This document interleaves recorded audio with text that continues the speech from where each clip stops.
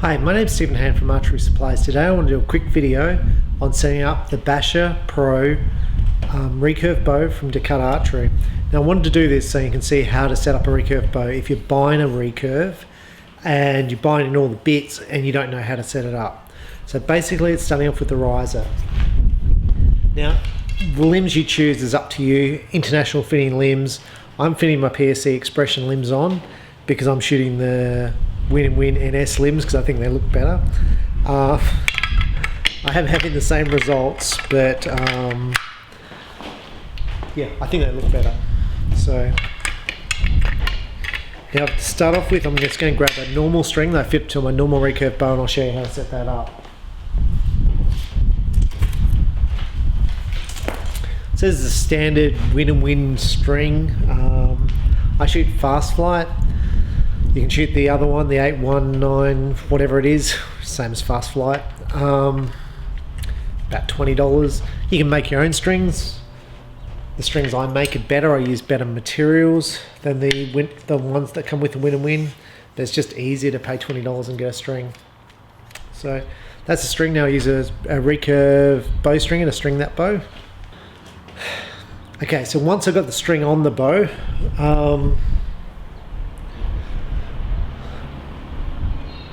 I generally pull it back just to see how it feels, to make sure there's no creaks and groans from the limbs in the setting. Feels good. Now the bits I'm going to put together today. I have a sight. I'm just fitting a Win sight to it. Really simple, just 2 screws, bolt it straight on. Okay, so I've got the sight on the bow. Now you'll notice that the red on the Win is quite different to the red on the Decut. So now the Decut Basha Pro kit comes with a clicker plate, comes with an arrow rest. I'll probably fit the clicker plate because I'm going to fit a clicker. So that's the clicker plate on there. Now I'm shooting the Win clicker. Now the Win clicker came out with 2 varieties. One was the ACS and this is the original. Now the original clicker from Win, this is a carbon clicker. I found this came loose. The new one, the ACS, hasn't come loose on me. I found this one came loose all the time. And even though it came loose all the time, now you've got 2 holes. I'll just show that 1, 2. Where do you know where you're going to fit it? It's based on where you want the clicker to be, the length of the clicker. Now if I go on the top hole, if it was in, oh, my hand's in the way, if it was there it would be okay, but out there it's starting to be too small. I'm going to put it on the one closest down. So yeah, so the ACS clicker hasn't moved on me. This one used to come loose all the time. I've got no idea why. You can put Loctite on the thread to obviously stop it. Now how do I know the place for my clicker? That's going to be through trial and error when we shoot a shot, and I'm going to show you how I set the clicker. But that's it there. It makes a quite nice sound. It's quite loud. It's a nice sound. Right, so I've got a clicker on. Now the hardest bit to fit is your plunger button and the arrow rest. So I'm just picking my old plunger button and I'm just grabbing that and bolting that straight on. Now I'm not that worried to start with about the placement of it. So I'm just screwing it straight through the riser, so it's just there. Now the reason I'm doing that is for when I grab my arrow rest, it will allow me to place where I put the arrow rest. Now the arrow rest I'm using for setting up this bow, this is a toe point arrow rest. It's a copy of the Shibuya arrow rest, and that's it. Just there. That's it. It's a little magnet. It's got a little Allen key on the back to adjust it. To me, it's got a little curve. Seems to be a nice little arrow rest. It's cheap. I normally use the Win S forged arrow rest and I bend it up with pliers, but I thought, well, for this I'll just try this arrow rest out. Now the Decut arrow rest is quite good and quite affordable. Where I know to place the arrow rest, I've put the arrow rest in there. Now what I do, I'm going to pull a little wire out a little bit. I'm going to have to tighten that up. Actually, I'm going to tighten that up to start with, because it's so loose. Now one of the problems with this arrow rest, if your arrow strikes the arrow rest, it will come loose. And I tell you, this one will come really loose because there's no Allen key in the back of the arrow rest. So there's, that's cheap. So there's meant to be an Allen key in there, which is meant to hold this wire in place, and there's no Allen key there. So that's a bit disappointing. So with that, we'll pull off this arrow. We'll pull off this arrow rest. That's why it's really good sometimes if you're in the archery shop to have them set up the bow, because that way if there's anything wrong, it's like, oh, because otherwise you buy it and the arrow rest is missing a screw and you're like, my arrow rest is missing a screw, and it's like, really? It's missing a screw? So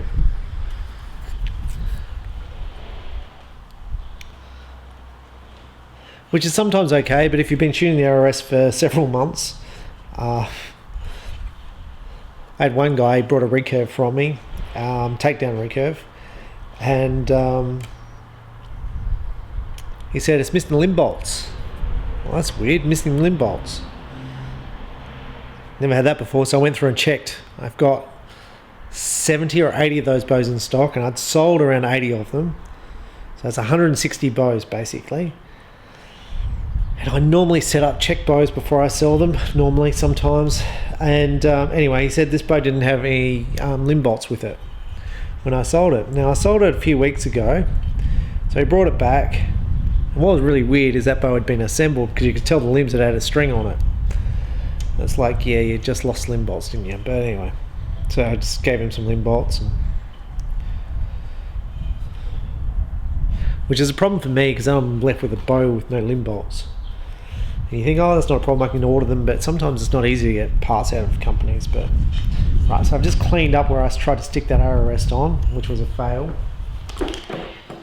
So we're going to try the Decut arrow rest, which I'm really disappointed that didn't work. So this is it here.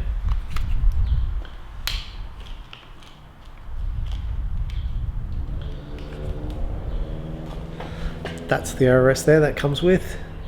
It's got a little screw in there so you can adjust the plate. Now what I like on my arrow rest, you can see this is straight, I like it bent up to encourage the arrow to stick on the bow. It's a metal arrow rest, it's quite a nice little rest. I don't think they're expensive, I think they're around $10, $12.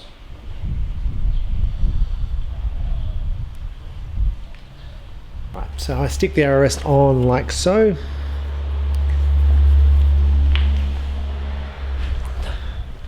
And I have a little thing. Now you see here, this little blade is almost pointing down. Now if I was to shoot that, the clicker is probably going to hold the arrow in place, but it's not ideal for me. So I'm just going to put this little sleeve on. I'm going to bend this little arrow rest up. Now the way I do that is normally use a pair of pliers, and I use knocking pliers, and I just make a little bend in it up. So now the arrow rest does come with a spare bit of, now I'm just going to zoom up. You can see the little angle I've made in the head there.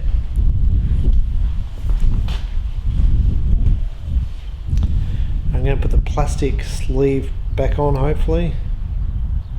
Right. So the first thing I want to look at is the height of the arrow on the arrow rest. Now at the moment I can't get the arrow to sit on the arrow rest because the little wire's inside too much. So what I'm going to do first off is I'm going to check the plunger button in position.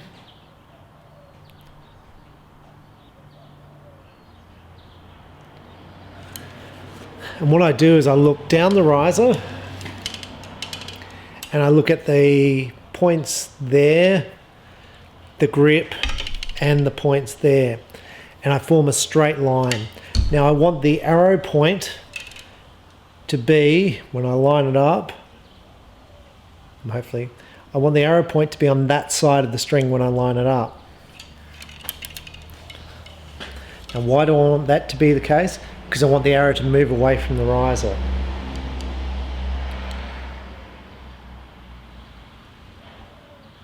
And to me it looks pretty good. Now the arrow is too far in, so I'm just going to bend the wire with my hand.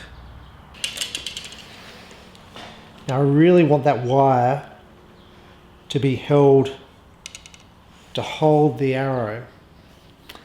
Now I'm going to spin around. So what I'm looking for is I'm going to zoom in. I want the arrow to be held, and I want the arrow to be in the center of the plunger. So I want the arrow shaft to be in the middle of the plunger. And in this case it is. So I'm pretty happy with that. Now I'm not happy with the two-sided tape that comes with the Decut arrow rest. It seems to be loose. Now that could be because that last arrow rest I stuck on, I didn't clean it properly, and the two-sided tape. But overall, I'm pretty happy with that. The clicker, I'm just going to guess the position for the clicker. Looks pretty good. Now, the next thing I want to check is I want to make sure the arrow is on the string at 90 degrees. So I grab a T-square.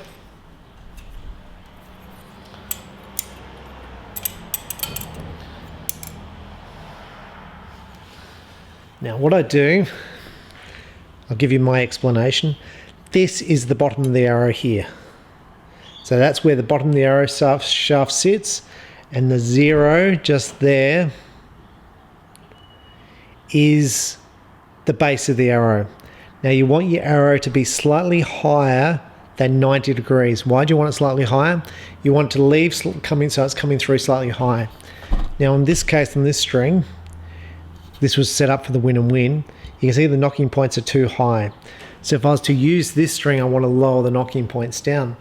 Now this is, for me, an interesting thing, because for this particular setup, the knocking points are higher, which means I'm going to have to lower the knocking points, which means the distance from the point, from the grip there to the arrow rest on this bow is closer than the win and win. So that's kind of interesting. So I'm just gonna adjust the knocking points. Now, one of the questions you're going to get is about knocking points versus tie-in knocking points. I've used both. I've had no difference in accuracy. There is a difference on wear on the finger tab. The brass knocking points are much easier to adjust, just like that, than tie-on knocking points. Tie-on knocking points take time. They take time to put on, and they're quite difficult to adjust.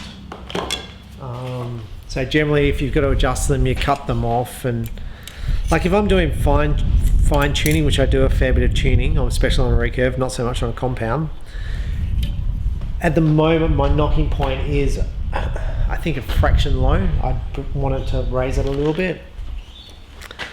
That's what the bare shaft would indicate.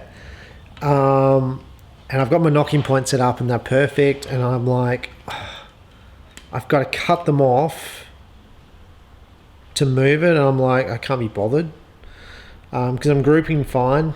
Now,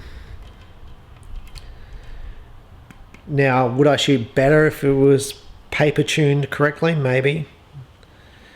But for me, it still gets back to my good shots versus my bad shots, and shooting as many good shots as I can. Now, what I look for when I'm setting up knocking points or tie-on knocking points, I'm looking for my knock to sit in between the two knocking points. I have a little bit of movement, but not excessive. The arrow comes off the string with a slight click. That's not bad. Now, when I started this video, I spoke about the serving. Now, the serving material used by used by Win and Win here, the center serving, is generally a low cost serving. I generally make it out of Halo, which is about $50 a roll, And I think they'd be using something which is probably around $15 a roll. That's my gut feeling. Because it does wear quicker. The halo will literally last you forever as a center serving. All right. So I've got my knocking points. I've got my sight on. I've got my clicker on. I've got my arrow rest on.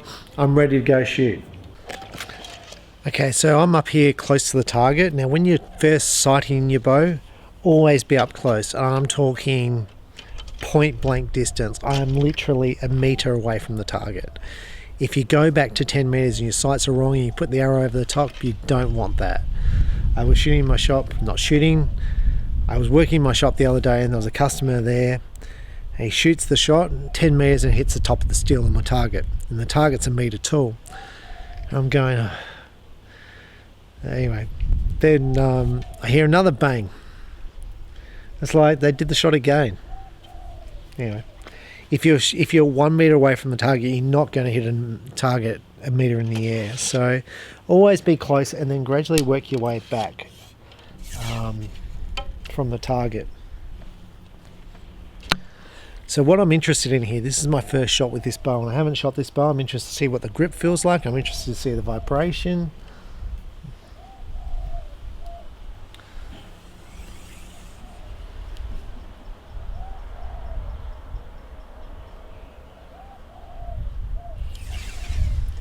Now with this, you've got to set up the clicker. And what I did is I hit my anchor point and I tried to pull, and the arrow wasn't going click. Now maybe it would have in a couple of seconds, but I'm going to move that clicker just fractionally forward, and that's the way you set your clicker. You pull back, you get your anchor position where you're kind of comfortable, and then pull a little bit, and if it goes off, it's probably right.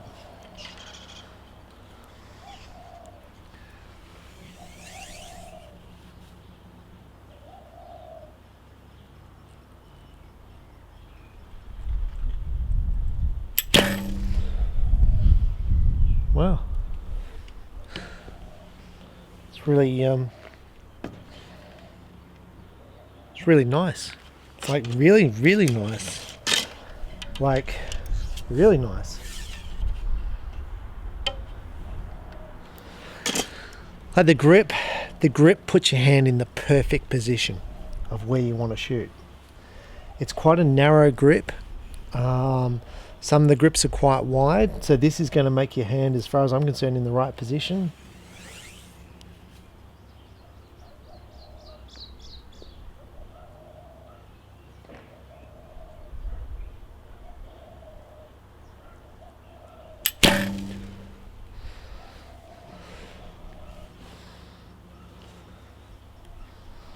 Feels like there's no vibration.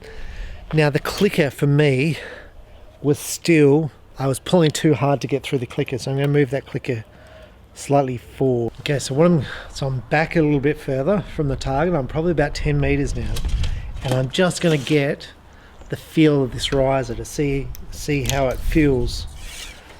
Now, question to me is, why would you want one of these risers?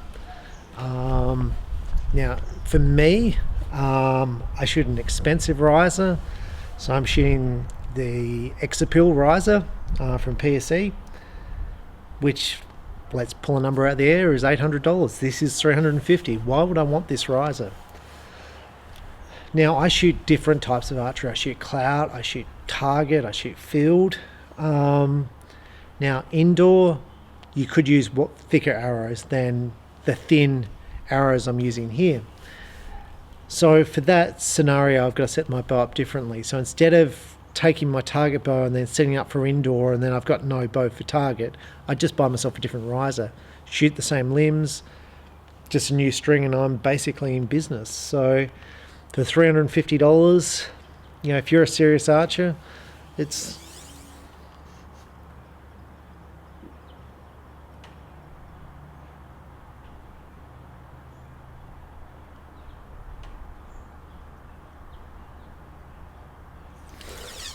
I still can't get through the click. Let's try again.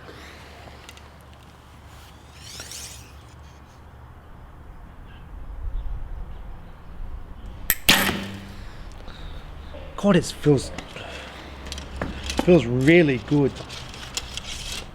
Like I shot the SF Forge for years. This feels really, really good. There's so little vibration in this riser.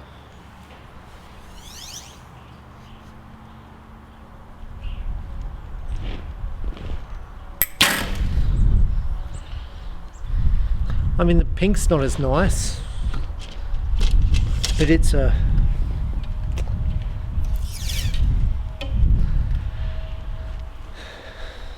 really, really nice riser.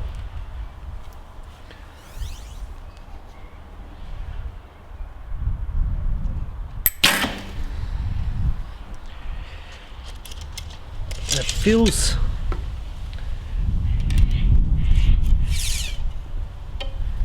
a lot different to the X-Appeal. So so I've shot the SF Forged, I've shot for a number of years. I've shot the Wireless from Win and Win, the carbon riser, and then I changed to the X-Appeal. I changed for the X-Appeal because of the grip. And when I did the review, I didn't like the grip. But the grip put my hand in that 45-degree position, and although it felt uncomfortable, I was like, do you know what? I think I like it. I kind of grew into me. Now this riser, it feels solid.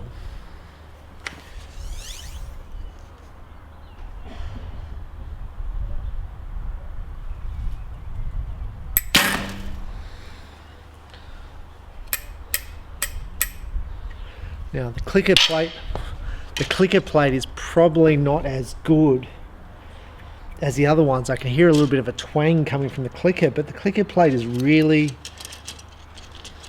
I'm going to say really noisy. When it clicks, you can really hear it. My clicker plate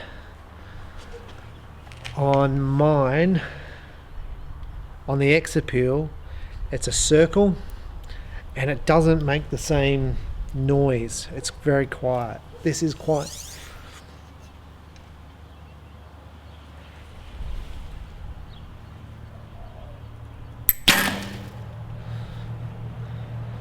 It's quite, yeah. It's quite good. Now, one of the questions you get asked is, if you get into archery, you know, how much do I spend on a bow? And that's up to you. Really, there's not going to be a lot of difference between this riser and, you know, your $1,000 riser. You've got to go, do I want anodized or do I want paint? Anodizing is less likely to scratch and chip, almost impossible for anything to happen to anodizing, unless you're welding around the area and you get splatter from welding on it. But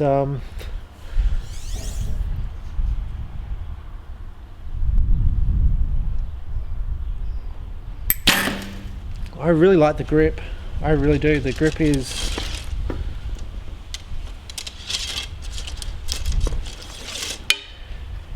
is really good.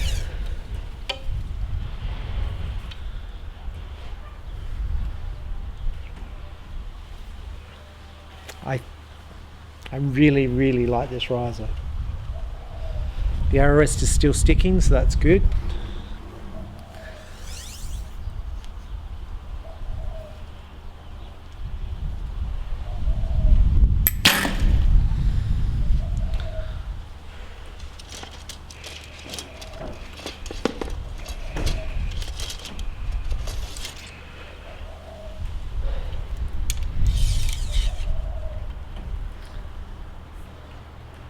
So generally overall, when I look at a new product, I go, is this good value compared to the other ones? It's, you know, what's it offer compared to the other on the market? Do you like the look of it? Do you like the feel of it? Price point on this, it's as cheap as any of the anodized risers. The finish is not as good, but I think this grip is really good.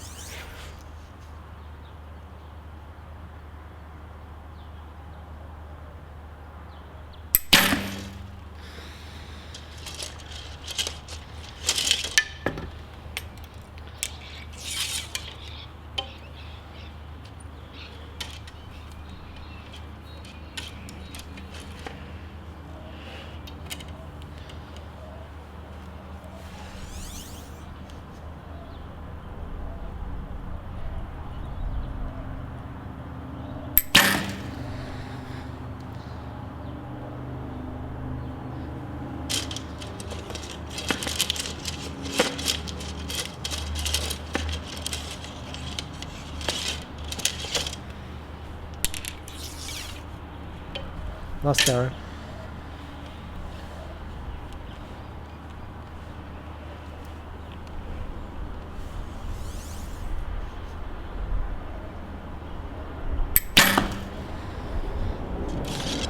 Said last arrow.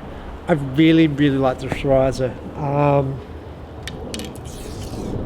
think one of the problems as a consumer when you're buying stuff, it's like, is this a riser I'm going to like? Is this a product I'm going to like?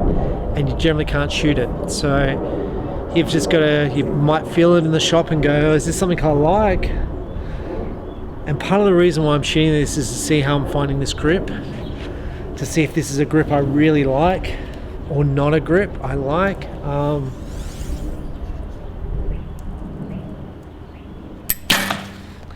And if you can get a chance to shoot the product before you buy it, it's just brilliant, because you can go, yeah, that's something I like.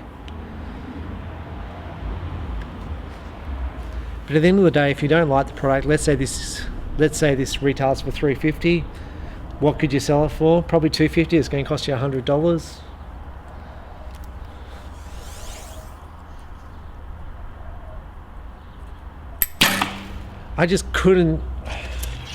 I honestly couldn't see anyone not liking this riser. It's very good.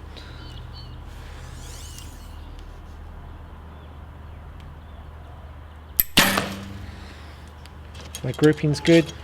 One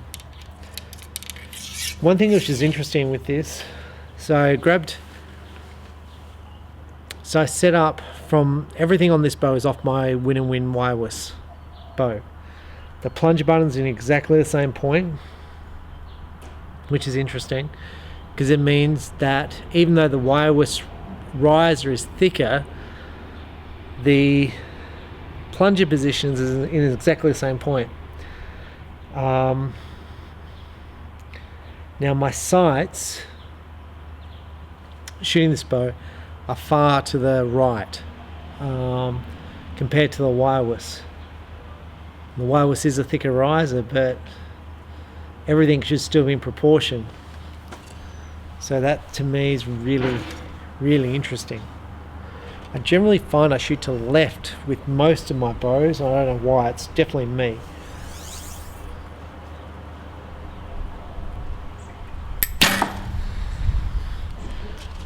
This is a bow I really like. Now my problem is I shoot every day, generally shoot every day, and with this riser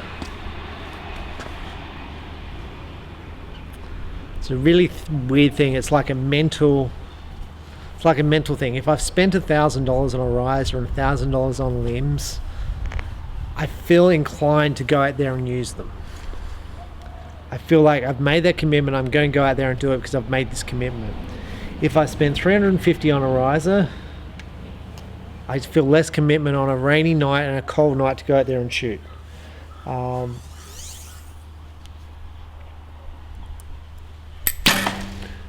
if you're a recreational shooter, so that means when it's a nice day outside, you might go and shoot some arrows.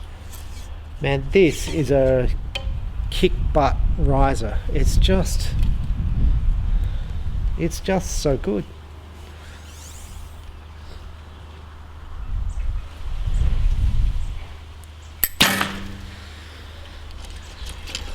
And the results, you know, like you take this riser, you take a set of limbs, whether it be a wood set of limbs for $100 or a foam set of limbs for $200.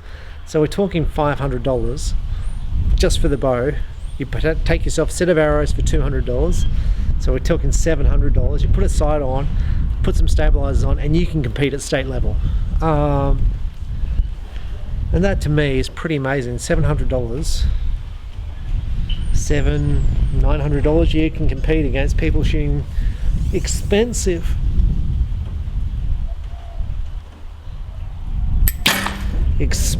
gear. Like, yeah, this is a good riser.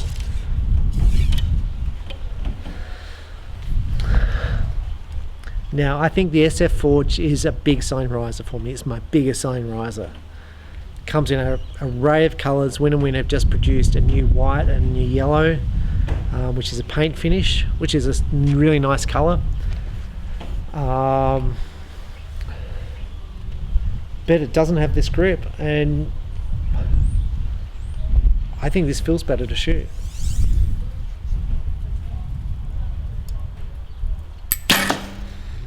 How does this feel compared to my X-Appeal riser? I really like this riser. I like my X-Appeal because I think it looks better, but I really like this riser. I'm repeating myself, but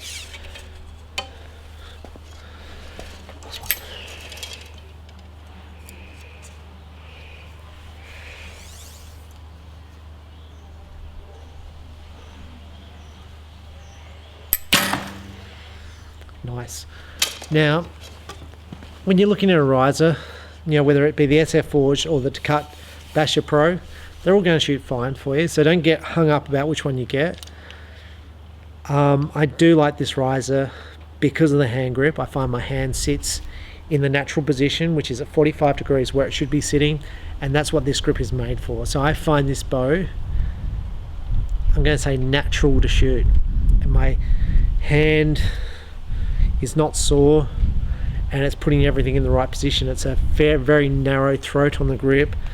The riser feels good. The limbs clip in easy. Honestly, I don't see the downside of this riser. Now, Decut also make a premium version of this called the Basha riser, which is a cast riser which is painted for around $250.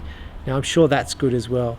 It's the same style grip as the Basha Pro, but this is a machined riser with anodizing.